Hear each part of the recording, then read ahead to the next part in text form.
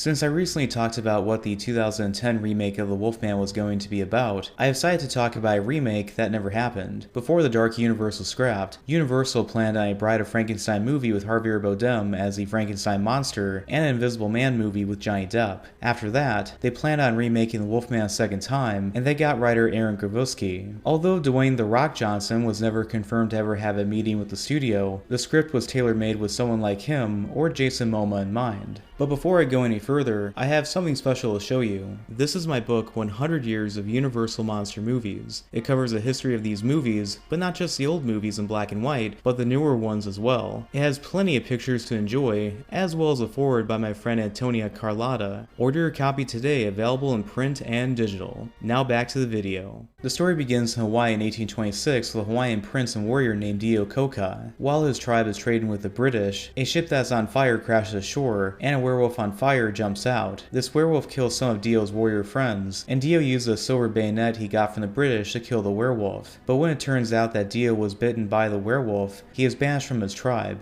On a small raft in the ocean, Dio burns through his rations and channels some of his werewolf powers to hunt for fish and a shark. He then gets picked up by a slave ship returning from a drop-off. But on the journey back to Europe, the full moon shows, and Dio uncontrollably turns into a werewolf. He kills members of the ship, causing it to crash on the coast of Europe. Fast forwarding to the present day time in Iceland, Dio is now a successful bodyguard, as well as having a personal helper named Nestor, whose ancestors also knew Dio was a werewolf and served him. Dio then takes up a job to protect a biotechnologist named Edmund Rasmus, who wants to sell information from his former workplace to Frankenstein Corporation. But when at a spa, Dio comes across a few other werewolves who attack Edmund. One of the werewolves is an athletic woman, while the other is a Vietnamese man. After he assumes that his client is dead, Dio has Nestor look through Edmund's computer. Not only does he find out that Edmund was developing a virus that turns others into werewolves, but discovers that he has information on one of the werewolves that Dio fought. Dio then tracks him down to Germany and finds out they are part of a pack. While it turns out that Varley fought in Iraq in the 2000s and Sneed was a member of the Viet Cong, their leader is Jacques de Linker, a French judge from the 1600s. The other members include a Soviet named Starkov, who fought in World War II, and Olds, who was a Confederate during the American Civil War. It also turns out that one of Jack's werewolves bit Dio because he was trying to recruit him. While this happens, Nestor is visited by a member of Prodigium named Makimo, who tells Nestor that Edmund stole a file from his organization and is looking into it. Dio then joins a pack of werewolves in a forest in Germany. They then teach him how to embrace his werewolf side when the moon is full, and they have fun. The following day, Jax tells Dio that he wants to restore the planet to its natural order, while also revealing a trio of berserkers, people who are stuck in werewolf form. Jack then tells Dio and the other werewolves about a plan to break into a building in the Swiss Alps belonging to the Frankenstein Corporation. With Dio's plan to crash an airplane nearby the area, they act as if they are either dead or injured, so they can be put inside the building until someone can pick them up. Once inside, they free a fellow werewolf named Gills, but when they get away, it's revealed that Gills is infected with a virus that can turn people into zombie-like werewolves, with most infected dying shortly after. When they get back to Germany, Dio finds out that Edmund's alive, and he made the virus like a 6. It is also revealed that Jack wants to use his berserker werewolves to spread the virus across the world so only a few thousand people as werewolves will survive to combat overpopulation. Edmund defected because he was trying to work on a cure, but was taken by Jock's werewolves to be forced to finish his work. After killing Snee, Dio and Edmund escape into a zoo where Dio locks himself inside a cage before the full moon rises. But when Dio locks himself inside, Edmund gets captured by the other werewolves. They also have Nestor and lock him in with Dio. While Dio does not kill Nestor, he ends up biting him, cursing Nestor to be a werewolf. Varley then finds out that Jox had her parents killed to be loyal to the pack, and she defects to join Dio. They then team up, kill Olds and Sharkov, as well as the two berserkers before they are shipped to Shanghai in New York City. The third one gets loose and attacks Jax. Jax then kills Edmund for refusing to help him any further. After killing last berserker, Jax then takes a virus implant and goes to Hawaii to infect the area for revenge against Dio. Dio and his friends then go to Hawaii as Jax starts to infect many people with the virus. While Dio battles Jax, Dio's friends, along with Makimo and his fellow Prodigium people, use guns with explosive liquid silver hollow point bullets. Taking the same silver bayonet that was turned into a ceremonial spear from a hotel, Dio kills Jax on the beach, and the other zombie-like werewolves are taken care of. Aside from talking to a local family that happens to be his descendants, the movie was also concluded with setting up the next movie. So what'd you think of that script, Steven?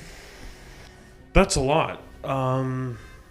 Man, yeah, I think that's similarly to, I guess, what was going on with the Tom Cruise Mummy, just too ambitious, probably. Like, That was supposed to be set contemporarily, more or less? Yeah, it's supposed to be the fourth movie in the Dark Universe, so after The Mummy, we're supposed to get a Bride of Frankenstein movie with Harvey Dam, and we're supposed to get an Invisible Man movie with Johnny Depp, and then the fifth movie would have been a Creature from the Black Lagoon movie from the writers of Aquaman, I believe.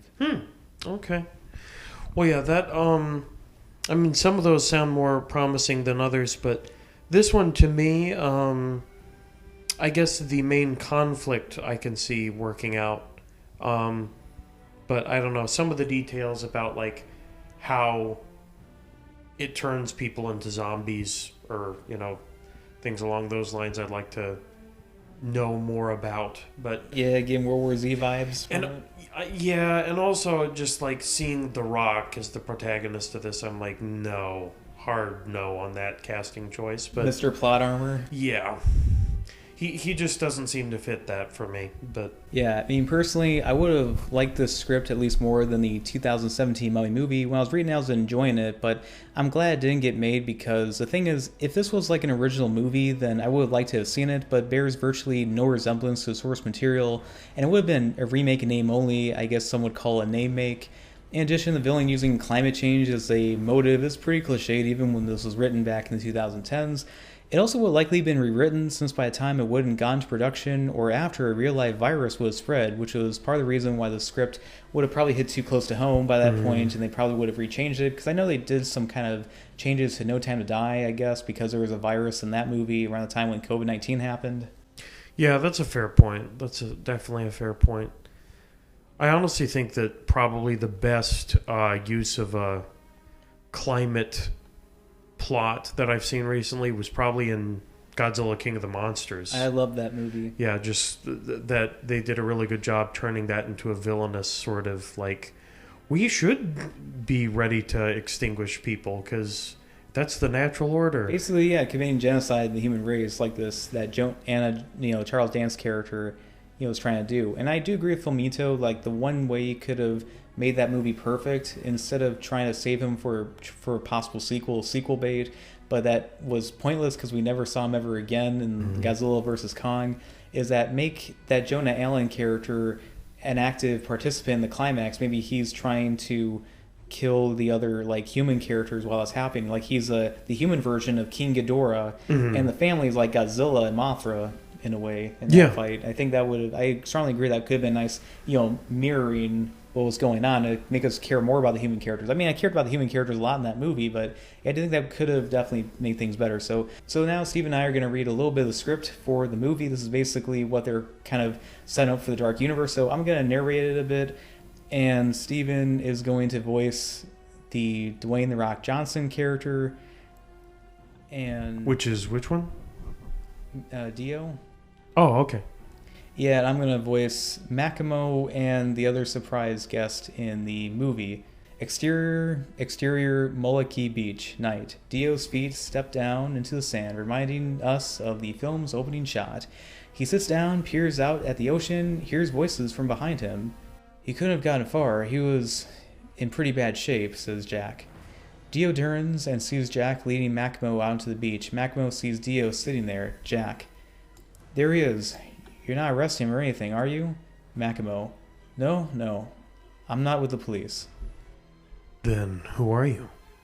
In the Dwayne "The Rock" Johnson voice, I take it? Yeah, I mean, but without trying to be to a T, but yeah. Then who are you?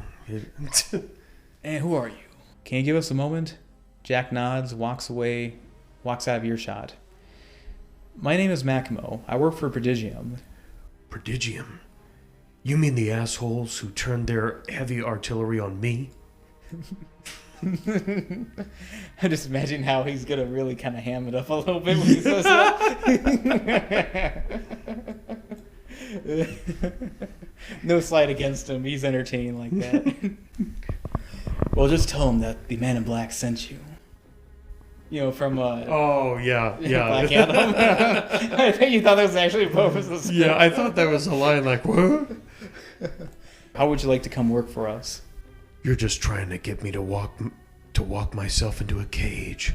There was a time when that might have been true, but recent events have forced us to change some of our policies when it comes to detainment and recruitment. Dio then gives Makimo a dubious look, closes on Dio's ear canal as he widens it, hears Makimo's heartbeat steadily, seems like he's telling the truth. But then Dio hears another heartbeat, but there's no one there. This individual appears to be invisible. Just want to pause for a second. That dubious look, that was literally just the meme of Dwayne "The Rock" Johnson doing the eyebrow raise. Yeah, using AI to bring the script to life. It would be a wild thing to see. So, Makimo. Speaking of which, this is Dr. Griffin. Dr. Griffin, invisible. So he's, the Invisible Man. And this is by Johnny Depp, by the way. Aloha. Looking a little shocked, Dio glances around at the sand, sees the doctor's footprints, but there is no doctor. We'd like you to accompany the doctor to the Amazon. Another one of Frankenstein Corp's gifts to the world is causing some problems down there. It's quite a beast, this thing. Might even give you a run for your money. Dio brightens to that. Rumble in the jungle, huh? I'll think about it. But I want to bring my pack. There's only 3 of us right now. But I'm looking to expand. Makimo smiles a worried smile. You can just say Makimo gives a weary smile. Yeah, for real. No slight against the guy who wrote Prisoners as well. So we should, and Makimo doesn't roll off the tongue. It should just be Macklemore. Macklemore.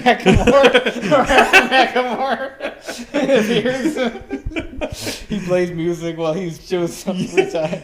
Coming from a thrift shop in a big jacket, yeah. Yeah, I remember people when that cast movie was coming out, when Jason Derulo was playing, they were saying like before his sign over shows up or after his show sung Jason Derulo or Rum Tum Tugger. Oh, when I tried to type in Makimo into Google Translate to make sure I pronounce it right, it pronounced it as Macomo. And I'm like, I'm not saying it like that. I'm going to go Makimo. All right. Makimo. No hurry on that front, Dio. Dio then gives Makimo a defiant smile, then starts walking off. Dr. Griffin, nice meeting you. They then watch Dio as he walks off down the beach. Dr. Griffin, you really think he's trustworthy? Makimo, he can hear you, So that's basically it. Okay. I don't know, I think Johnny should have asked himself about that when deciding to marry Amber Heard, but... Yeah, for real. I also, hearing the name Dio so much, people who listen to this may already know what I'm about to say, but Tyler, we've got to get you to watch JoJo's Bizarre Adventure, because there is an important character in that who is so flamboyant called Dio that is just like a living meme. I'll have to show you at some point. And funny enough, not related to werewolves, but to vampires. So... Okay. But yeah, so what'd you think of, so I take with that script, you're like, it's enjoyable, but yeah, this is not the Wolfman necessarily, so I'm just holding out more hope for the remake that's actually supposed to be coming out by Lee Winnell, who's directing the movie. He directed and wrote The Invisible Man. Yeah, if this movie actually made it to theaters, this is one that I would have seen a trailer for and gone, next, or waited until DVD. Or Blu-ray, or excuse me, what a boomer am I sounding like right now? Until it's on streaming, but yeah, no, that I strongly prefer physical media. Physical media matters. I agree completely, but that is one that I don't think I would have bought first. I would have at best rented, if not just waited till it was on something for free. Well, it's the Universal Monster movie. I'm going to be seeing it opening weekend with a large bucket of popcorn, a large drink, of course. Because, this is the only franchise I get legitimately excited for every time they come up with a new movie. It's just my favorite franchise. I also just think, like, the concept of a cinematic universe, they envision it at this point just like Marvel, and that's the problem. Like, I would argue that things kind of were like a cinematic universe before, but done better because it wasn't so on the nose and shoehorned into everything else, rubbing elbows. I don't know, just like, spin-offs, I guess, were kind of in that ballpark. So, I would agree with you that like it's been a harmful trend overall. Yeah, we mentioned that in our review on Godzilla Minus One. So anyway, this is Tyler from Anchor Reviews. And Steven from The Big Steve. Yes, we hope you enjoyed this video, and I hope to make a lot more in the future. Please like and subscribe.